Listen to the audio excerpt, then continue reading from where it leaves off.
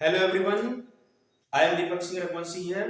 हमने exercise 3.1 class 10th का first question and second question के सारे पार्ट देख लिए थे। आइए हम क्लास 10th के 3.1 एक्सरसाइज का क्वेश्चन नंबर थर्ड देखते हैं। यहाँ हमें बताना है कि इक्वेशंस कंसिस्टेंट होगी या इनकंसिस्टेंट होगी। कंडीशन क्या है? यदि हमारे पास a1 upon a2 is not equal to b1 upon b2 आता है तो लाइंस इंटरसेक्टिंग होगी, तो इक्वेशंस कंसिस्टेंट होगी। क्लियर है? क्योंकि एक कॉमन पॉइंट है, कंसिस्ट करती है।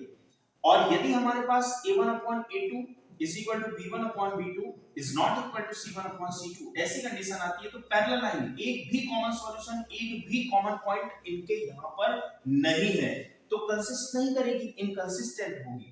और यदि हमारे पास a1 upon a2 is equal to b1 upon b2 is equal to c1 upon c2 आता है तो लाइंस ओवरलैप होगी, कोइंसिडेंट होगी, अर्थात इक्वेशन कंसिस्टेंट होगी। तो कम से कम एक कॉमन पॉइंट हो, कम से कम, ज्यादा हो उससे कोई दिक्कत नहीं है, ज्यादा हो सकते हैं, एक कॉमन पॉइंट हो, ज्यादा हो सकते हैं, ओवरलैप में सारे पॉइंट भी कॉमन हो सकते हैं। तो ये दो कंडीशन में कंसिस्टेंट होगी और ये कंडीशन में कंसिस्टेंट नहीं होगी। आइए देखते हैं। तो पहली पहली इक्वेशन हमारे पास, पहला पार्ट जो है इसका ये है सॉल्व, पहला पार्ट है। यहां से देखने पर पता लगता है कि 3/2 और 2/-3 a1 upon a2 is not equal to b1 upon b2, मतलब लाइंस इंटरसेक्टिंग होगी, इक्वेशंस कंसिस्टेंट होगी। ठीक है, तो यहां हमारे पास क्या है, कंपेयर करेंगे हम। हमारे पास यहां पर 3/2 और 2/3 a1 x plus b1 y plus c1। अच्छा, पहले इक्वेशंस को हम ऐसे लिख सकते हैं प्रॉपर फॉर्म में लिख सकते हैं। कैसे?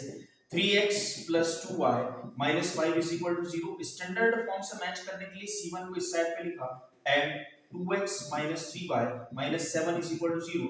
कंपेयर किया स्टैंडर्ड फॉर्म से a1x plus b1y plus c1 बराबर से 0 equal 0 and a2x plus b2y plus c2 is equal to 0।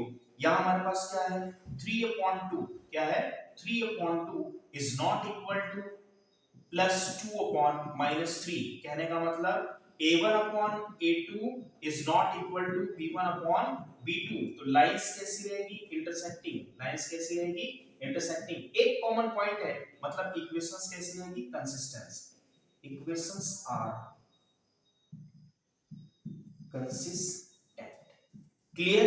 Second part हमने देखा, यहां से निकलेगा 2/4 मतलब 1/2, माइनस से माइनस कैंसिल, 3/6 मतलब 1/2, मतलब a1 upon a2 is equal to b1 upon b2 but is not equal to 8/9।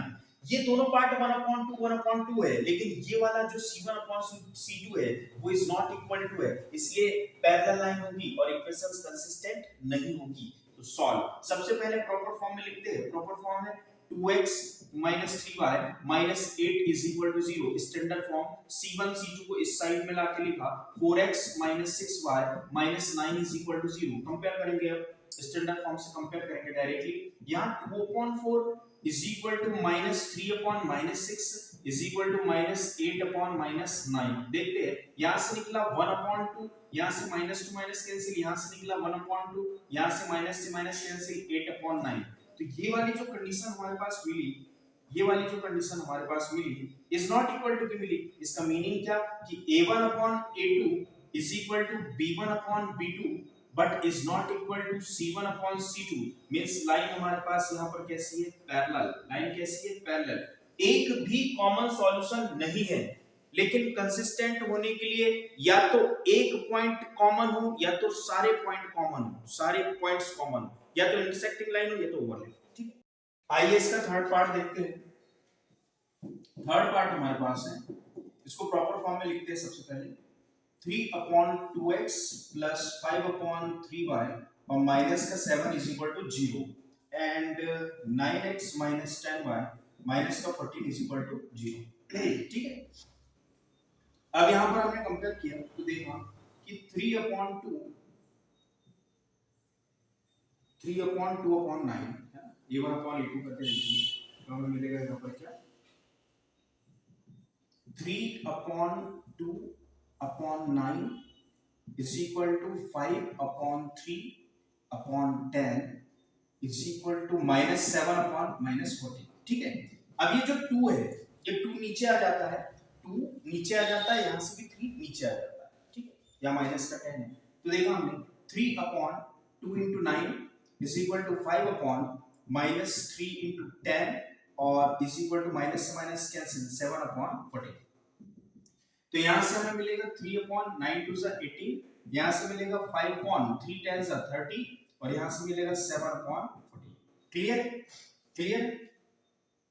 तो यहाँ से क्या 3 1 3 3 6 18, यहाँ से क्या 5 1 5 और 5 6 30 माइनस का 6 और यहाँ से क्या 7 1 7 और 7 2 14 1/2। ठीक है, तो हमें क्या मिला a1/a2 is not equal to b1/b2। मतलब यहीं से क्लियर हो जाती है चीजें, यूनिक सॉल्यूशन है। यूनिक सॉल्यूशन मतलब इंटरसेक्टिंग लाइन, लाइंस कैसी है इंटरसेक्टिंग है, लाइंस कैसी है इंटरसेक्टिंग है। अर्थात क्या equations are equations are consist, क्योंकि यूनिक सॉल्यूशन में क्या होगी कंसिस्ट होगी। Equations are consistent, equations are consistent. Clear. तो ये इसका लास्ट पार्ट, सॉरी इसका थर्ड पार्ट था। हम इसके फोर्थ एंड फिफ्थ पार्ट देखते हैं। ठीक है, तो इसका फोर्थ पार्ट है सॉल्व।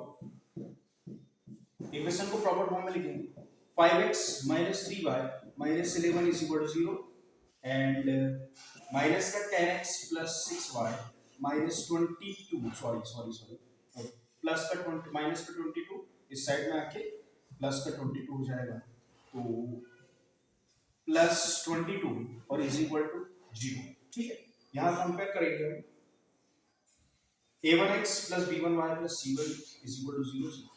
तो हमारे पास a1 बराबर इससे 5 है, b1 बराबर इससे -3 है, c1 बराबर इससे -11 है एंड a2 बराबर इससे हमारे पास 10 है, b2 बराबर इससे हमारे पास 6 है एंड c2 बराबर इसे प्लस का 22। देखते हैं 5/- माइनस का 10 इज इक्वल टू माइनस का 3/6 और इज इक्वल टू माइनस का 11/22। कट के 1/2 माइनस 1/2 कट के माइनस का 1/2 कट के माइनस का 1/2। तो यहाँ से क्या रिजल्ट मिला a1/a2 is equal to b1/b2 is equal to c1/c2। मतलब लाइंस ओवरलैप है, लाइंस क्या है ओवरलैप है। ठीक है, L1 भी वही मिलेगा और L2 भी वही मिलेगा। ठीक है, लाइंस आर कोइंसिडेंट या overlap L1 and L2, hence equations are consistence. आइए इसका फिफ्थ पार्ट देखते हैं। फिफ्थ पार्ट हमारे पास है 4/3x + 2y is equal to 8 और 2x + 3y is equal to 12। ठीक है, तो यहां से देखते हैं, इसको पहले प्रॉपर फॉर्म में लिखते हैं 4/3x + 2y - 8 is equal to 0 standard form में and 2x + 3y - 12 is equal to 0। यहां से देखते हैं a1 की प्लेस पर हमारे पास क्या है 4/3, b1 की प्लेस पर क्या है 2 एंड c1 की प्लेस पर माइनस का 8। ठीक है, c1 की प्लेस पर क्या है हमारे पास माइनस का 8।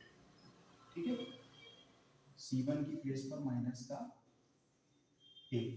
ठीक है, a2 की प्लेस पर हमारे पास 2 है, a2 की प्लेस पर हमारे पास 2 है,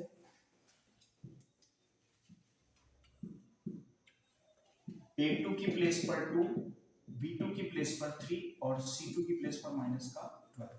ठीक है, देखते हैं, तो यहां से देखते हैं 4/3/2 is equal to 2/3 is equal to -8/-12 करके देखते हैं।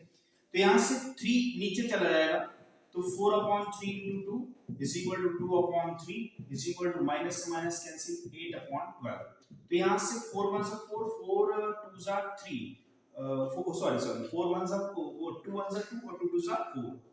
क्लियर, 2 1 2 और 2 2 4। तो यहां से क्या निकला 2/3, यहाँ से भी क्या निकला 2/3 और यहाँ से क्या 4 2 8 और 4 3 12 2/3 क्लियर? तो यहां से रिजल्ट क्या निकला, a1 upon a2 is equal to b1 upon b2 is equal to c1 upon c2, मतलब lines are coincident, parallel line है, L1 भी यहीं पर है, L2 भी यहीं पर है। इसका मीनिंग क्या निकला कि इक्वेशंस आर कंसिस्टेंट। इक्वेशंस कैसी होगी, कंसिस्टेंट। तो ये फिफ्थ पार्ट था एंड आई होप आपको समझ में आया होगा। Thank you.